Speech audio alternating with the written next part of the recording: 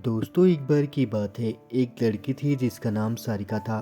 सारिका 15 साल की लड़की है जो छुट्टियों में अपने गांव दादा दादी के घर घूमने जाती है। सारिका जब अपने दादा दादी के घर पहुंचती है तो उसके दादा दादी अपनी पोती से मिलकर बहुत खुश होते हैं। पर यह बात किसी को पता नहीं थी कि जल्दी इनकी खुशी पर ग्रहण लगने वाला है। सारिका कुछ दिनों तक उसके गांव में बहुत अच्छे से बिताती है।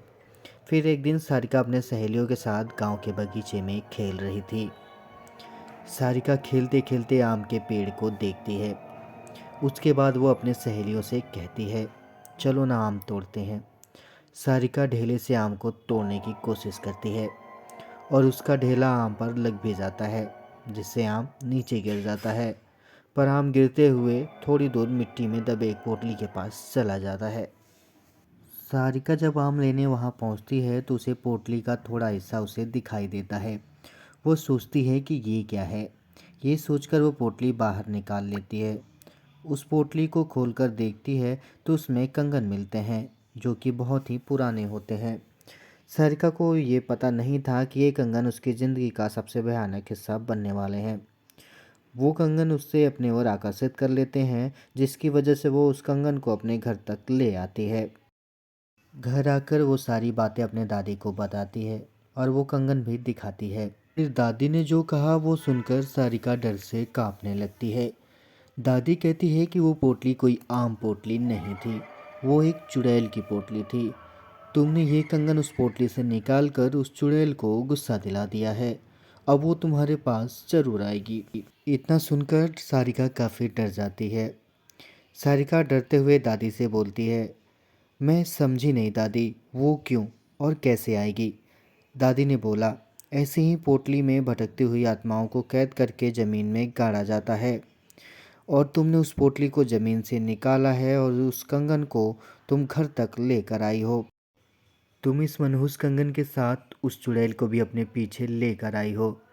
ऐसी भटकती हुई गुस्सैल चुड़ैल अपना बदला लेने ज़रूर आती हैं और वो भी चुड़ैल हमसे बदला लेने ज़रूर आएगी। सारिका इस बात से डरती तो है पर उसे ज़्यादा यकीन नहीं होता। वो जाकर अपने कमरे में आराम से सो जाती है। उसी रात करीब 1 बजे उसके कमरे की लाइट जलने और बुझने लगती है। सारिका की नींद खुलती है तो देखती है लाइट नहीं है। वो अपने बिस्तर के बगल में रखे टेबल पर पानी पीने के लिए मुड़ती है। तभी वो देखती है कि टेबल के पीछे कोने में कोई औरत बैठी है। उसकी आंखें एकदम लाल है और एकटक उसे ही देख रही है। सारिका चिल्लाते हुए अपने दादी के पास जाती है पर दादी के कमरे में दादी उसको नज़र नहीं आती। वो बरामदे में जाती है तो दादी उसको ज़मीन पर गिरी मिलती है। अब सारिका अपने दादा को खोजने के लिए भागती है पर दादा उसे कहीं भी नज़र नहीं आते हैं। जब वो पूरे घर में अंधेरे में खुद को अकेली पाती है तो डर के मारे बेहोश हो जाती है। सुबह उसकी नींद खुलती है तो उसे अपने दादा दादी दिखते हैं। वो अपने दादा दादी को सारी कहानी बताती है। दादी समझ गई। उन्होंने बोला ये सब उस चुड़ैल का किया है। वो कंगन उस पोटली में वापस रखना होगा वरना वो यहाँ से नहीं जाएगी। सारिका बोलती है, चलो ना दादी, कंगन रखाते हैं।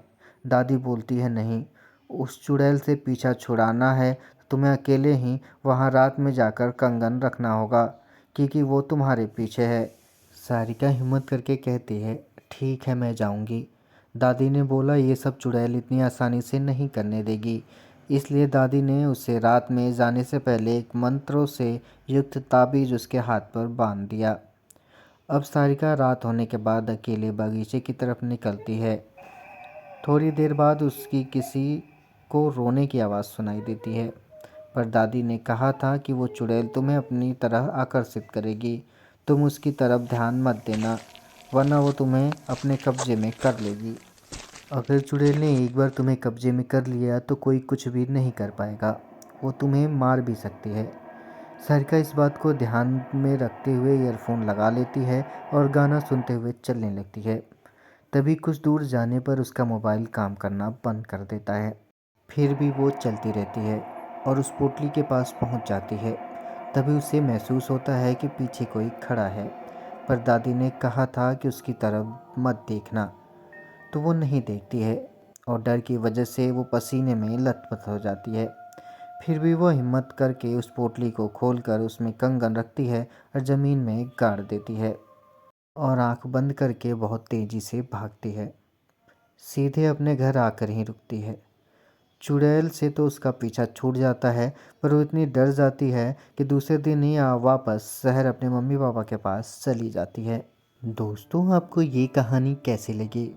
आप हमें कमेंट करके ज़रूर बताइएगा। और अगर आप चैनल पे नए हैं तो चैनल को लाइक सब्सक्राइब करना बिल्कुल मत भूलिएगा। मिलते हैं हम इसी प्रकार की नई डरावनी कहानी में।